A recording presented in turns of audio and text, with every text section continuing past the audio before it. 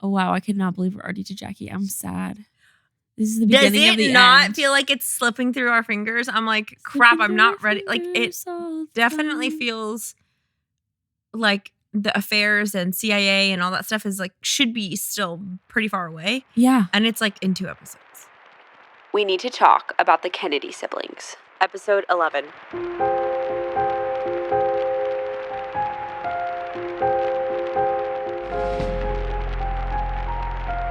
Welcome to Blood and Business. I'm Bethany. And I'm Cassie. I'm so excited. Oh my gosh. I'm like throwing up. Because what we're going to talk about? Yeah. We're to this. Like, this is where This is the future. juicy stories start rolling out. Ugh. One by one. Am I ready for this? No, I'm not. I'm like freaking nauseous. Wanting to grab onto the I know. the bookcase. Oh, wow. I'm really excited, though. Like, I'm so excited to get into I'm Jack excited. as an adult. And I'm also mourning it already. I'm like, I know. Me too. oh my gosh. I don't know what I was thinking about last night, but last night I was so sad. I literally looked at Audrey and I was just like, I'm so sad about this. I don't know what photo I saw of them, but I was depressed. And then I was literally thinking, how many times am I going to have to mourn Jack Kennedy? Oh, okay. Every day. Specifically Jack. Because specifically Jack. Yeah. Because I thought you were going to say how many times are we going to have to mourn? No. Like a family that we cover in Blood and Business. And I was going to say never again after the Kennedys. Whatever. We're just going to be perpetually forever mourning like the Kennedys. Just the Kennedys. Oh my gosh. But anyways, we're not there quite yet. Just a 4 and an unhealthy 1. Oh, and then I was thinking about how, because there was a photo of Jack with one of Bobby's kids. And I was thinking about how weird that would have been for your cousins to be able to tell you what your dad was really like. Oh, that's and they so got sad. to like grow up alongside him. And you didn't get that.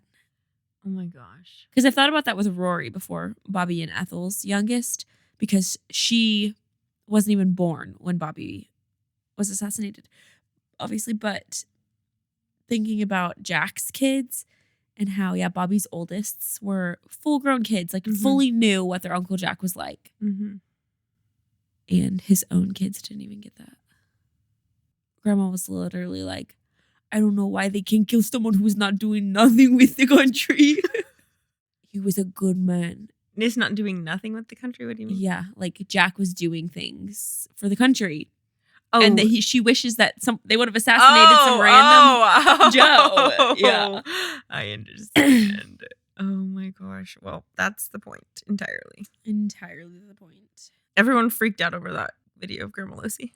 The John Kennedy. The John Kennedy. I wish I would have gotten her first, what she initially said, because she was literally like, all of Colombia crying out for that man. Oh. Dude, that literally makes me want to bawl my eyes out. So that's good. Seriously? I'm so sad.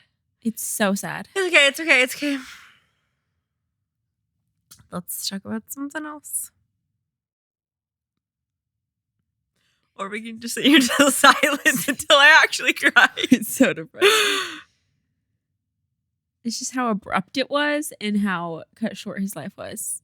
Yeah. It's like because there was so much momentum and then done. That's the shock. When someone is at the pinnacle of their life and then to get cut off. That's the shock. Anyways, before we get to the absolutely heartbreaking, depressing stories, let's enjoy the life that was had and lived.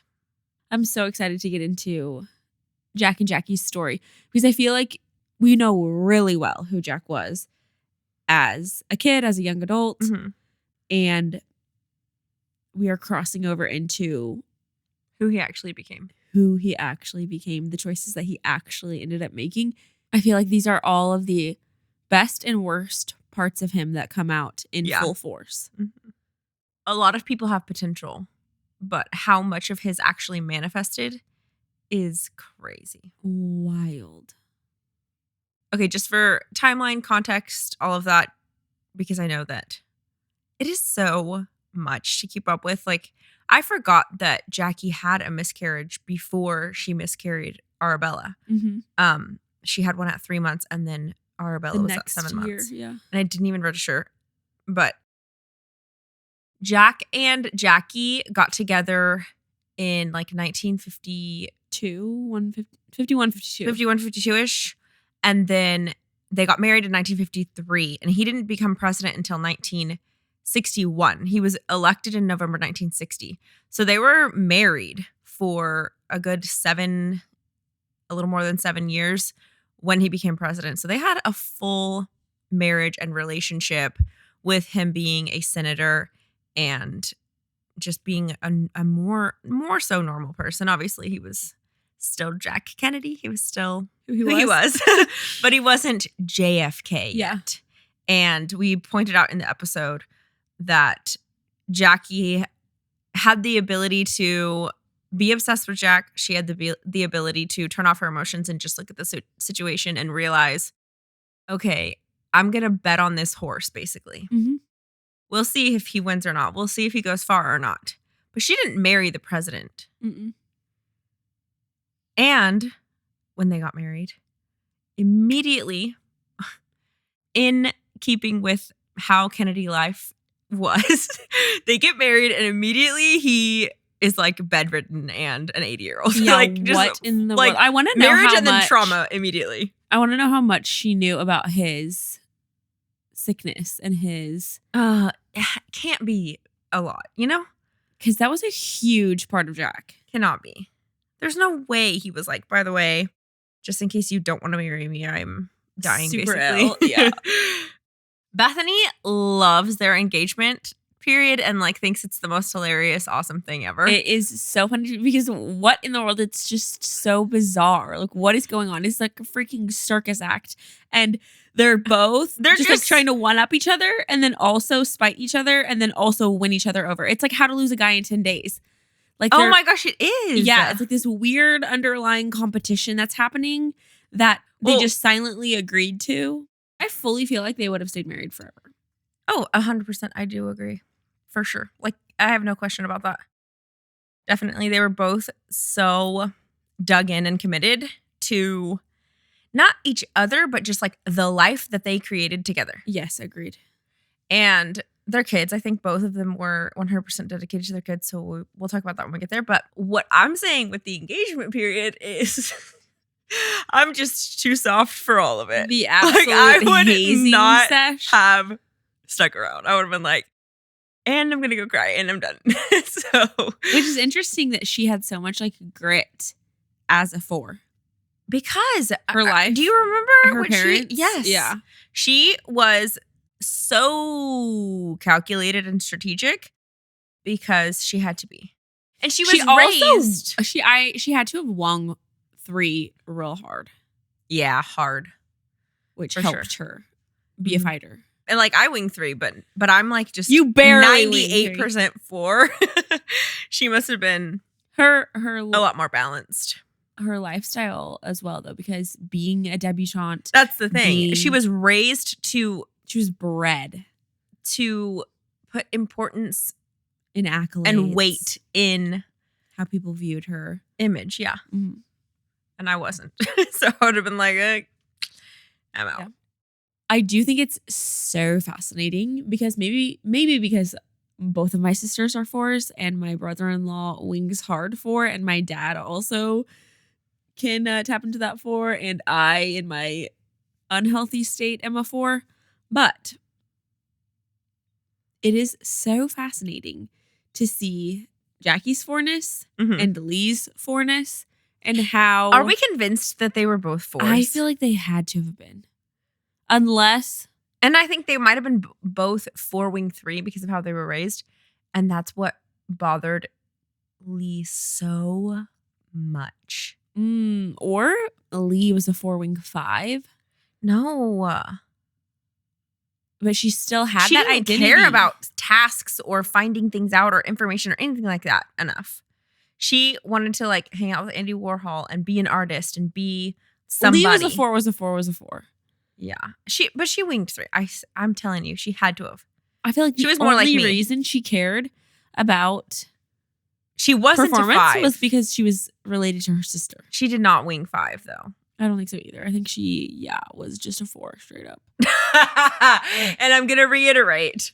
Because Jackie won, she won hard. Wung. Winged. Is that even a thing? We don't know. Winged hard. 4 or 5. 3. No, 3. Oh my gosh, I can't even talk. Anyways, our family is so emo. an actual phenomenon. Literally, that we only have one person in our entire family out of 7 people. 7 people? Yeah, 7. 1 out of 7 people who isn't either a 4 at their core or wing 4 or go to 4 in unhealth or health. Doesn't touch 4. Crazy. 1 person. We have 3 4s, 2 people who wing 4, a 1 5 and 1 3, and then Bethany is a 1 who goes to 4 in health. No, in health. No. In health. Who would ever go to a 4 in health? That's what I want to know. I do want to know that actually.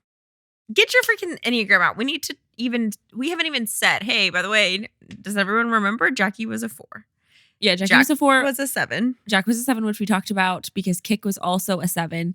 And I wanted to read, because obviously this episode 11 was about Jackie and Jack's relationship, how they got together, the origin story of Jack and Jacqueline. That I love, that Cassie's too soft for, too much of a lover, romantic to be happy about. I'm obsessed with it. I'm like, give me all of the fighting, the glory, the gore. But I just think it's so funny because it's like they were so committed to the bit, to the toxic traits. And they were both so fine with it. And that's why, because they chose it. Yeah, it's not like either of them were too young to have chosen, or there was no taking, they both took advantage of each other to the full extent. Written evidence that they both freaking took advantage of each other to the fullest and both knew that they were being taken advantage of. Yeah. They were both so aware of what was going on that it doesn't feel as bad to me. Like, obviously, I do get really sad for Jackie when I think about, especially the quote from last episode. No. Let me clarify. I don't feel bad for either one of them. I'm just saying, if I was in their shoe, if I was in Jackie's shoes, I wouldn't freaking stick around. I wouldn't be able to handle it. Yeah. But I don't feel bad for her. I do feel sad for her. I feel she was young. She didn't know what it was going to be like. I feel sad that it stayed as separate and as cold as it did for the long term. The engagement, I don't feel bad for her. Oh yeah, same. It's the same sadness though, which I don't know if it's worse, but with her and Lee. Yeah, it's that same. They both it's like loved missed each opportunity other so much, and if there was just more communication and less pride. Yeah, more of tearing down walls. Mm-hmm. It would grit and just they didn't have to create a camaraderie or a compatibility. They were compatible. They just were such individual people for so long. Mm-hmm.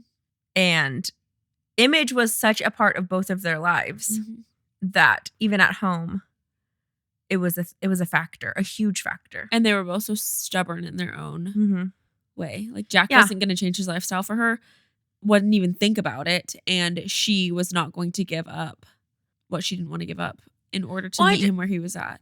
Yeah, and I think that she wanted him to view her in a certain way, in a way that's way more formal and buttoned up than I would ever even think to be around my husband. Yeah. She definitely wanted of the time. Yeah. But she wanted him to view her in a certain way and couldn't fully be herself around him either. We rag on Jack of them. Yeah, but I'm saying we rag on Jack for not opening up fully. But Jackie didn't either. Yeah. There's neither of them felt safe to, I don't think. Correct. And I don't know that they were wrong in that. I don't think so either. Especially not Jackie. I think that Jack would have been very careless with her. Why are you sobbing? Mm-hmm. Well, she tried a little bit to allow him to be there for her in times of crisis Yeah, no, when she needed him, and he did not respond. Nope. It's like champagne That problems. stuff The is sad. glass. That stuff is sad. Your heart was glass. I dropped it. So the Enneagram Institute has this little thing at the very bottom when you click on your number and then you scroll all the way to the bottom and it says in relationship with other types.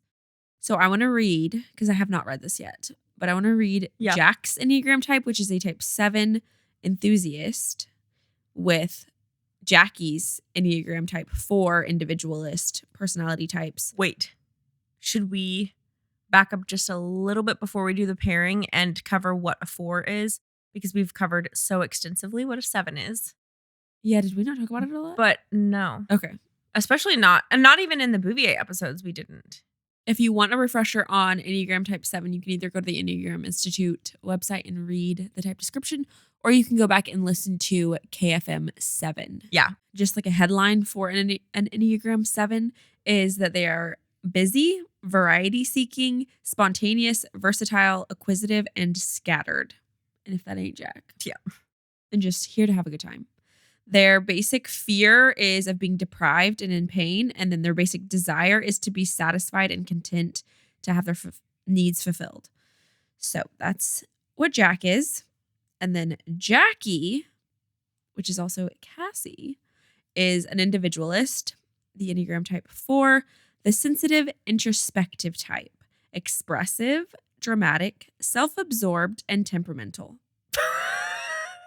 It's the worst description of any of the Enneagram types. Like, you hear that and you're whatever. Like, wow.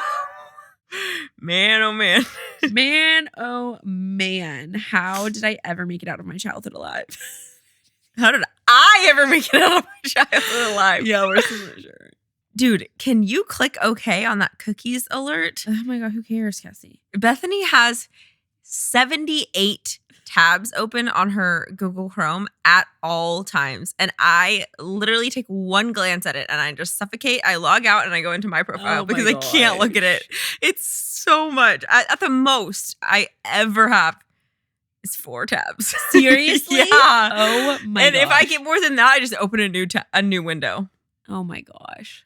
Which, looking at my bedroom, you wouldn't know. Okay, type 4s in brief. 4s are self-aware, sensitive, and reserved. They are emotionally honest, creative, and personal. Absolutely. So Jackie was very personal. self-aware, very emotionally honest. And it shows in her diary entries that we've been reading. And very personal as well, yes. And she was very intuitive, which is a very 4 characteristic. Mm-hmm. And she paid attention not to just like the surface level actions of others, but she would think on the deeper level of how they must be feeling or where they were coming from. And you saw that with her comments on Rose and Jack. And so a lot of times she knew what was happening around her, but it's like, well, what do you do about it? You know? What do you do with that information? Mm-hmm. Yeah. They can also be moody and self-conscious, withholding themselves from others due to feeling vulnerable and defective. They can also feel disdainful and exempt from ordinary ways of living, which freaking Lee. Yeah. Well, this is why I'm so impressed with Jackie for sticking out what her plan was and what she wanted. Because what do you mean sticking out? Like sticking around the Kennedys with how abrasive and not sensitive they were. Mm-hmm. Because it would be her natural temperament to get her feelings hurt and to feel trampled on. She was trampled on, like almost even physically. And she was so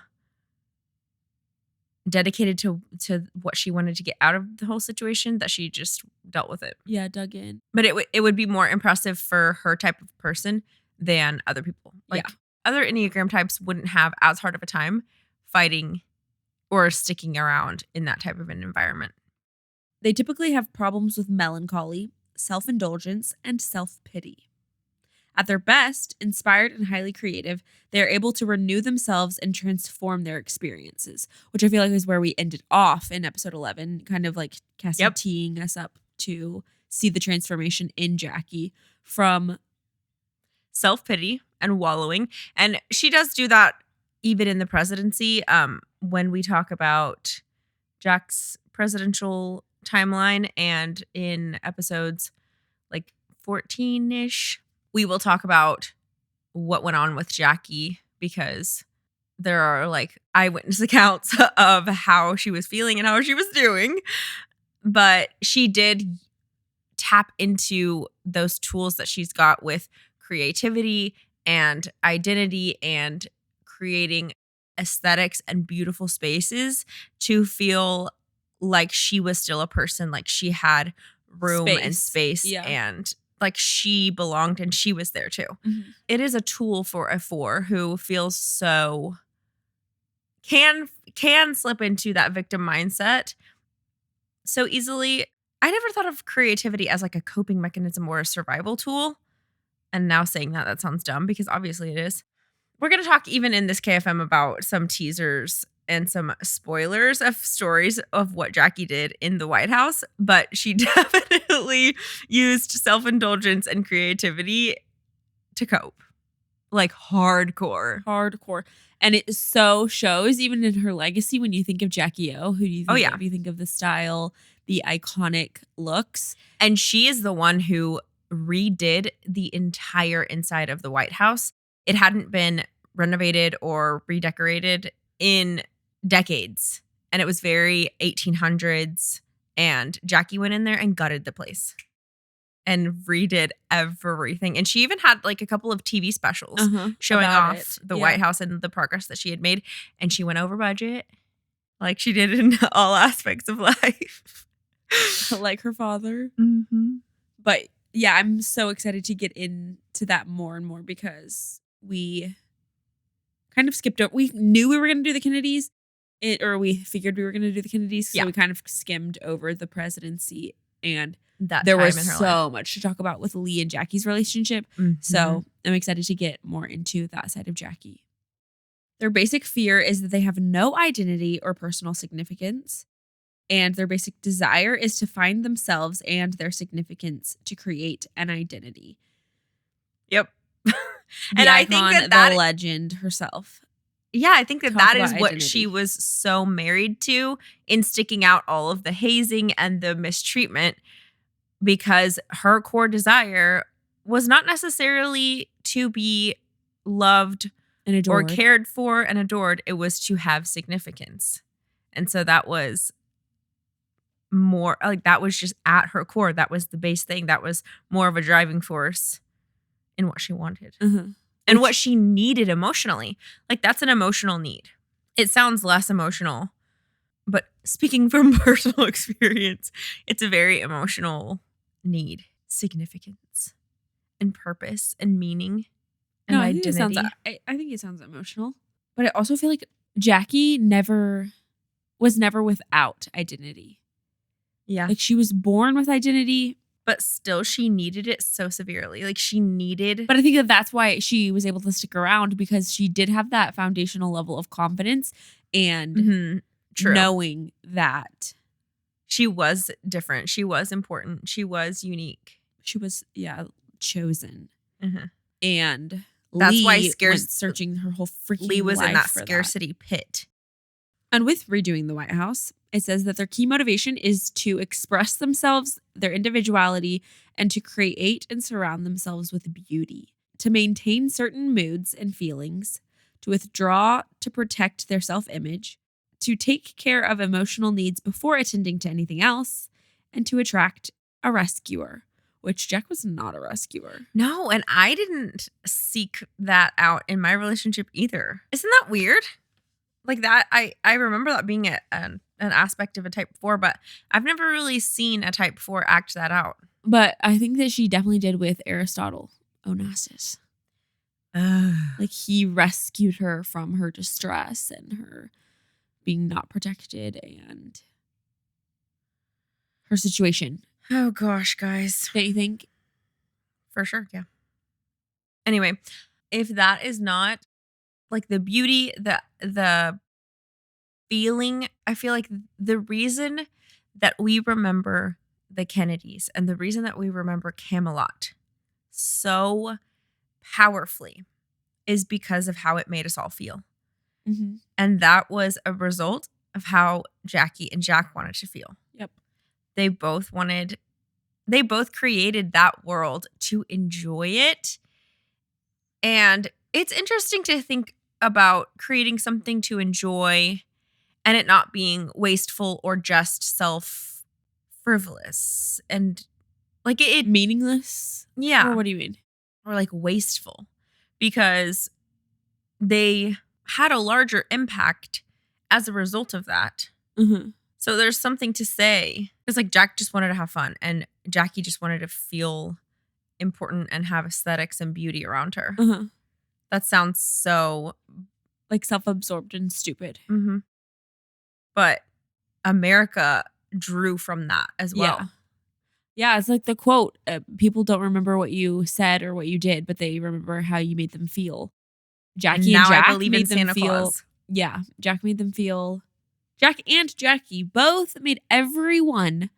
And believe. I think Lem says this in episode 10 or 11. Yeah. That when you were talking to them at a party, you fully believed that that is where they wanted to be in conversation with you. They made people feel so special. Mm-hmm. And everyone wanted to be around them. And that, like, you can see it in their legacy. But also, Jack's whole campaign was built on this idea of hope and of the next generation and of the future and of going onward and inspiration. And Jackie made people feel like they believed in Santa Claus again. And I feel like they both just had that magician archetype superpower. Mm-hmm, definitely. Which is weird to think about too, because Jackie is so, not just Jackie, fours are so into identity and being different and feeling different than everyone else. But they're also what the Kennedys thought was going to isolate and alienate her America. Yeah. They thought that was going to be like, a cold turnoff and nobody was going to be able to relate to her. And it sounds like that. But it is what makes people so drawn to them. And it's so personal. And people are able to attach themselves to it in a way that you wouldn't assume. But it does. It's so weird to me. It's like, because she seems like the least personable. Yes. Friendly. And everyone felt like they knew and loved her. Yeah. On first glance, you can tell she's not relatable. But everyone was so proud that she was their first lady. And when she did know how to be, because she knew emotions so intricately and so deeply and so well, she was able to connect to people in that way. When she was like, I have to confess, I was born a Republican. It was like she was elevated, but not aloof. Even though she grew up in such a freaking bubble and so pretentiously, she had seen the effects of World War II. Yeah. And it was a hysterical quote when we quoted it, that she was like, we traveled on the third class train and it was so much better than traveling first class. You got to see so many people. It's a hysterical quote, but it's like, truly, she hadn't experienced that and she enjoyed it thoroughly and paid attention to it when she did experience it. Mm-hmm. She did apply care and attention to her life and to her role. Yeah, absolutely. So before we get into the conspiracy, were they in love with each other when they got married? Let's read what each type brings to a relationship, because I have a feeling that since Jack was such a 7 and Jackie was such a 4, this is going to be pretty freaking applicable and insightful. Yeah, that's a really cool tool, because we don't have a lot of like letters back and forth between them or anything like that to really see how the relationship was. But I bet you. And I definitely think that Jackie romanticized the relationship when talking like to interviewers and stuff about. Oh, yeah, for sure. And then because of the way that Jack died, she also, I think, romanticized it within herself of that time period. And that's the freaking father of her children. And so Yeah. It's kind of tainted. But anyways. Enneagram 4s and 7s tend to be intrigued by each other since they are generally a case of opposites attracting, which we learned last episode that Jack was super intrigued by Jackie. Mm-hmm. And I think that it was more evident in their like courtship that Jack was kind of mesmerized by her and intrigued by her. Yeah. And she had a little bit more of the upper hand in that time period. And then as soon as they got married, it flipped. 4s tend to be quiet, introverted, self-doubting, emotional, and pessimistic, while 7s tend to be outgoing, extroverted, self-confident, mental, and optimistic. It literally says mental. I'm guessing it's saying like just in their head. Yeah. 7s are in the mind focused, like the head triad. Like there's 3 Enneagram types that are mostly in their head, 3 Enneagram types that are mostly in their heart and their emotions, and then 3 that are in their gut. And 7s are in their head, and 4s are very much in the heart triad. 7s help 4s overcome shyness and a possible reluctance to try new experiences. Definitely. I definitely see that. Mm-hmm. I think that Jackie, I mean, we talked about it in this episode. She was kind of being, she's just like, she wanted the significance of a political life like that and a powerful person like that, like JFK. But having to be out there herself and having to deal with the public, deal with the paparazzi, deal with the reporters, deal with sharing him so much as well. It was a lot for her, and he definitely had to push her, and I mean, not even push her. I feel like he just went and did, and she got drug along. Yeah. So they both have a love of the new and a sense of adventure and romance that can keep the relationship fresh and lively for themselves and be a source of joy and inspiration for others. Well, that's definitely true of Jack and Jackie, the joy and inspiration for others. Mm-hmm. People are still making art dedicated to their relationship and depicting it and drawing from what they showed the world. Both types can be funny, irreverent, and entertaining. There's also an earthiness and bodiness to both, as well as paradoxically a sophistication and elitism. Mm-hmm. 4s help 7s stay focused on what they really want and to respect and allow their feelings, which Jackie brought out in Jack. Definitely, I think part of the appeal was that Jackie provided like a safe emotional place that Jack didn't get with his family. Mm-hmm. And a validation or like a recognition of those deep feelings, even if they didn't talk about a lot of it, just knowing that she experienced them. Exactly. It like called to that part of him. 4s and 7s bring to their relationship the charge and mystery of their differences, that they think so differently, react so differently, and find pleasure in such different ways. That's crazy. That I feel like that, well, we mentioned it in the episode, but that was a huge part of Jackie's allure that Jack was like drawn to. Mm-hmm. It wasn't like Inga. It wasn't just sexual. It was this mysterious mystery. They therefore can be intrigued by the other, finding him or her endlessly fascinating, always ready with something new and unexpected. Wow, that's exactly what people said about them. Mm-hmm. Both 4s and 7s bring a capacity for joy and ecstasy, spontaneity, emotion, and passion. Both 4s and 7s love lively conversation and can pass hours sharing with each other detailed accounts of the events of the day, as well as their thoughts and reactions. Interesting. I feel like that would have been very useful in Jack's presidency. Just especially debriefing. Since they were so, they had such individual lives, like things day to day going on that the other wasn't a part of, to come back at the end of the day and have someone to debrief and share with, because when you talk through things, it's like just how we as humans are able to puzzle like everything together and process and discover and investigate and figure things out. You can't as effectively just think about things in your own head and parse through them. Doing it verbally with someone else is so much more effective. And for the presidency, I think that her being always readily available and always ready to talk and have that one-on-one time would have been very useful. But then also, I feel like that's one of the only reasons that they were able to like maintain any sort of relationship at all because they had such separate lives, like you were saying. If they didn't have that mutual interest in having those long, deep conversations, what else would they have had? Right. They needed that to stay connected at all.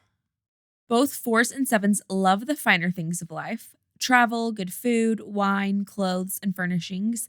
And for better or worse, both can tend to overspend their incomes on what they consider life's necessities, aka caviar, champagne, and another trip to Europe.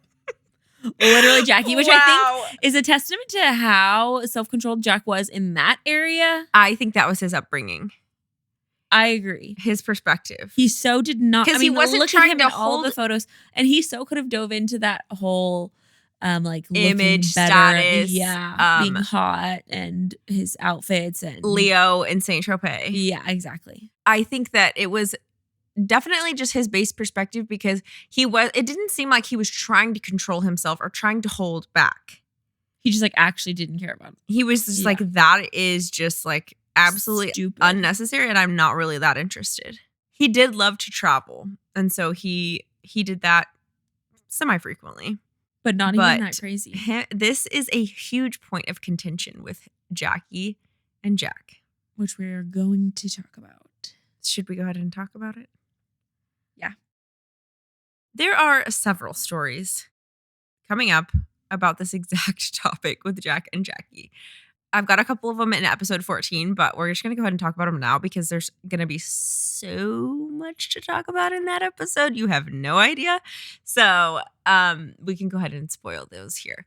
So on a few occasions, Jack pulled in accountants and professional people to try to rein Jackie in and let her know this is absolutely excessive. There is a lot of money in the Kennedy fund, but it all isn't for your closet. And how embarrassing. In 1961 and 1962, she literally spent more than the $100,000 salary that Jack brought in. So she's dipping into the Kennedy family fund at this point. And for one freaking person. For one person. And half of that, 50%, was just on her clothing alone. Hence the quote about if Jackie traveled that weekend, she'd have to starve at home. Starve. Because Jack was like, you need some sort of pain on the other side of this because you're not listening at all to... Like, you don't care what I have to say. So Jack is so overwhelmed and bothered by this issue and the fact that he has not been able to get a hold or control of this situation that it is infiltrating his job as a president. He's at the Oval Office and has a meeting with a congressman. So the congressman shows up, walks into the Oval Office for a meeting with the president of the United States to talk about, the country. And Jack shows him, starts pulling out bills, laying them all across the table. Receipts. Shows him $40,000 worth of bills for Jackie's clothes alone and says, quote, "What would you do if your wife did that?" What am I supposed to do here, dude? Help! Can anyone see how ridiculously insane this is? Like, we're rich, but I never would sign off on using this much money for somebody's clothes, okay? It just didn't make sense to him. And then on a certain evening, he confronted Jackie in front of Ben Bradley, which we will talk about him a lot because he was a friend of Jack's. He was like a newspaper reporter and a writer. He was a friend of Jack's in DC, lived next to him in Georgetown. But then he ended up being the one to buy Grey Gardens from Big and Little Edie. Wild, the crossover, the red string. The red string theory. So Ben and his wife and Jack and Jackie are hanging out. And Jack's like, all right, here's my time to have somebody else with a rational brain and who lives in this world and realizes that money is like not just a made up construct. Like, it is real. It is a limited resource and we should be using it for something other than your closet. So it says to Jackie in front of them, what about this? And asked Jackie about another bill. And I think he might have pulled out her clothes on that one as well and was just like showing her like, these are all brand new. Where did they come from? what is this? What is this? I thought we talked about this. And Jackie just simply responded that she knew nothing about it. And she said, after all, it wasn't as if she bought a sable coat or anything. So he was so frustrated because she's basically not gaslighting him, but like she's just non-responsive. Yeah, like he can't even get through to her because she just can't even deny, have a conversation. deny. Yeah. And I know that it was, like we said earlier, it was a coping mechanism. It was definitely a emotional neglect in her relationship with Jack. Yeah, she was trying to fill a void. But let's talk about the Kennedys and money, because yes, they were rich and for sure they had elite, lavish lives and lots of experiences that none of us will ever experience. But they did not spend money to them. It's like Michael Jordan whenever he bets on a freaking golf game or something like that. It's like, okay, yeah, you spent a lot of money on that golf bet, but like, did you in accordance to how much you bring in? Yeah. No, you didn't. And the Kennedys didn't spend a lot of money on their clothes, on food, on travel, on redecorating the freaking apartment. Even when you look at their compound, the Hyannisport compound, it's like not that bougie. Like they definitely could have gone way more overboard. But I think, like you said, it's because of how Joe Sr. and Rose set that up for them. They were just like going and doing. They did not care. I mean, it's so evident and so clear in Jack's 20s how he, as an adult, spends his relationship with money. Yeah. He's literally always wearing like raggedy clothes, has 2 freaking roommates. I feel like he only owns like 2 suits too, because he obviously bought them when he was a little bit fuller, and then he's still wearing them when he's a skeleton, and it's hanging off of draping over him in all of the photos. His suits are just too big. But it's just so clear that they saw the blood, sweat, and tears that went into making that money from their father, and they all knew as children, this is for a very specific reason. It is not for me to enjoy and have a wonderful experience in my life. They wanted to use it strategically. And then when you think back even further into Jack's childhood, he didn't even have his own bedroom, had no like decorations, no personal crap. It doesn't feel like it was ever important to them. Like Joe Sr.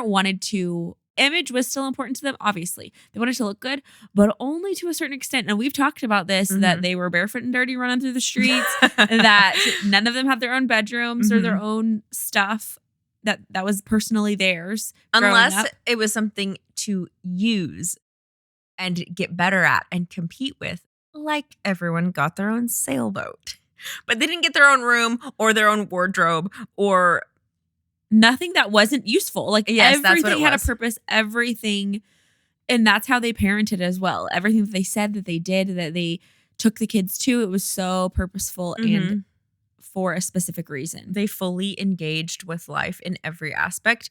And I do think that, yes, it's important for Jackie to have nice clothes, that she can feel like I'm the first lady of the United States. I am important and I need and to. She always loved fashion. That was a by example of her and Lee's for sure. As well. Yeah, it was a creative outlet for her.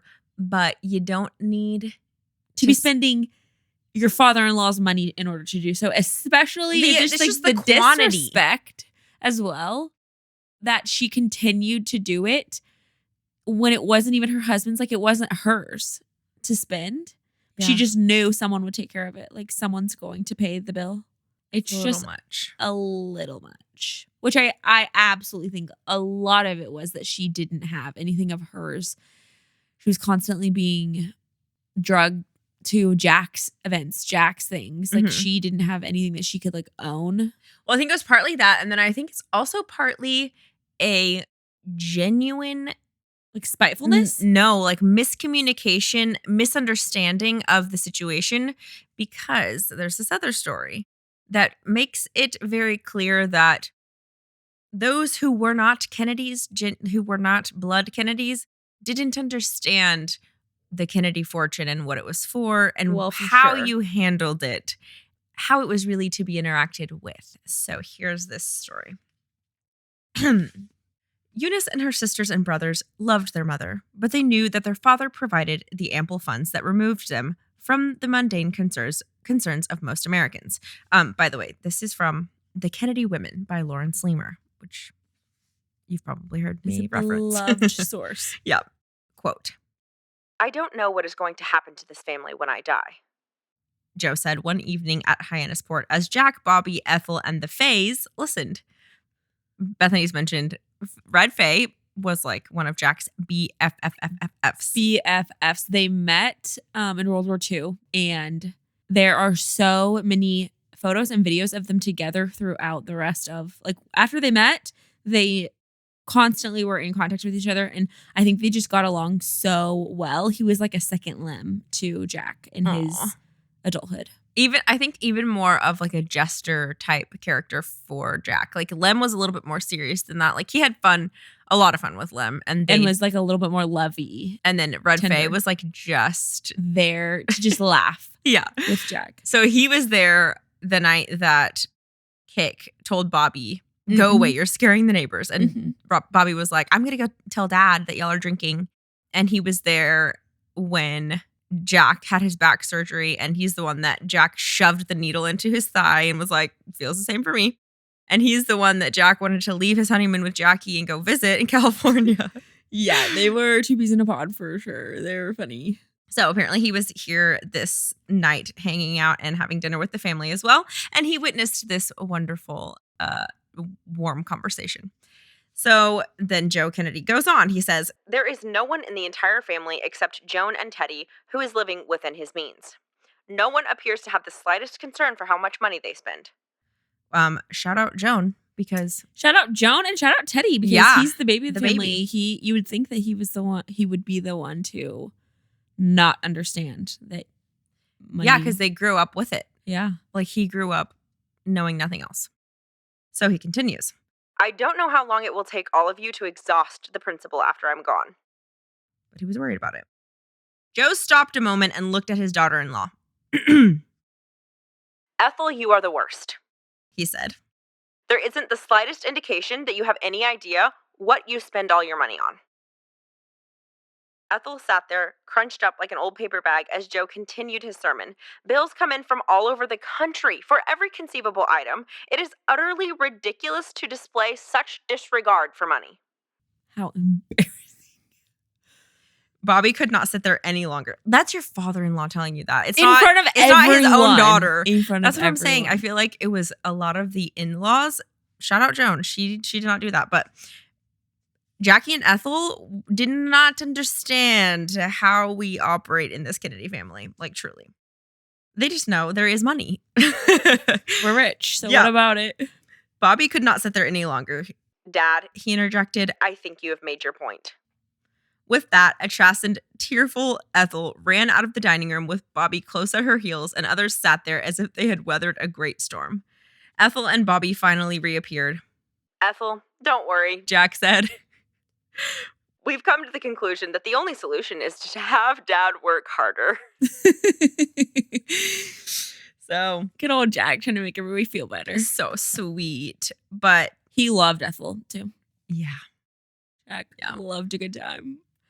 But it's just that we know we're rich, but we don't act like we're rich. So sit down. There's one person making money. Don't forget, there's one person making money for freaking 30 people. And we have campaigns to fund. Foundations to start. Exactly. This is not the Ethel and Jackie show. Unfortunately, for your closet. But that's the thing is they could have, like, Jackie could have just had a pretty good selection of some very nice clothing. But it was just the quantity and like the never stopping spending. And the redecorating of the home. Like, I don't understand that because, okay, you're the president and you're the first lady and you get photographed a lot, so maybe you don't want to outfit repeat. But why you got to be changing your whole interior design every 3 months? But I think you're right. I think it is like a little bit of miscommunication that it isn't just an absolute endless pot. Uh-huh. Yeah, to I think dip it into. really Like I don't even think that they thought about someone's paying for this. right. know? It was the appearance that It was just like bill him, Mhm. and put it on the tab. Yeah. And Joe knew you don't even know what you're buying, I promise. Yeah. You don't even know where it's coming from in the US. I'm getting billed for every conceivable item. Like, and it's interesting being that rich that they also were like monitoring. That Joe was still looking at every bill that came in. Yeah, it wasn't as it wasn't Yeah. an accountant looking at it. Joe's Shout like, out show to me that. What is that for? Shout out to the Pamela Churchill minisodes, because in that, all of her courtesans she was the courtesan. All of her sugar daddies Basically. were paying her out the wazoo, had no idea. Yeah. All of them were like kind of clueless about the fact that they were paying her for decades. One on of them end. straight up for like 4.5 years. decades. Had been paying her a salary every year Yeah. and also paying her rent for her. Yes. And had no idea that he was doing so. So like over And $1 million. It wasn't chump change. It was a lot of money. Over $1 million every year to someone and you have no idea that you're even doing it.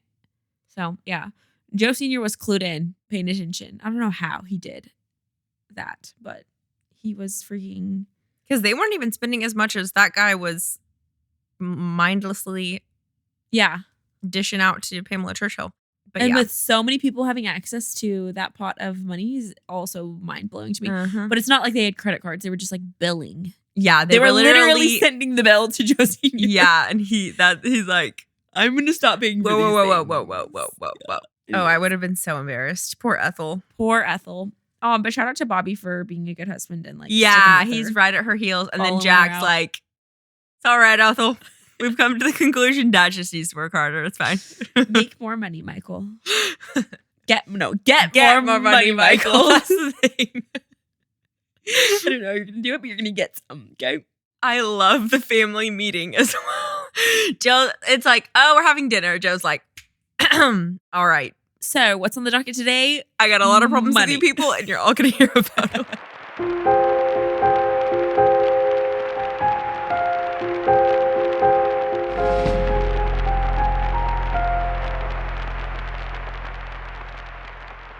This has been The Kennedy Siblings, episode 11. Thank you all for listening to today's episode. If you enjoyed it, please give us a review on Apple, rate us on Spotify, and share Blood and Business with a friend or a sibling. If you'd like to support the show, the best way is to become a patron of Blood and Business. You will get bonus content every month, including a monthly bonus episode, interactive main episodes, and behind-the-scenes footage. To keep up with us day to day, you can follow us at Blood and Business on Instagram and TikTok. You can find the link for Instagram, TikTok, and Patreon in the show notes below. Thank you so much for the support, and we will see you back here next week for your regularly scheduled programming on Blood and Business.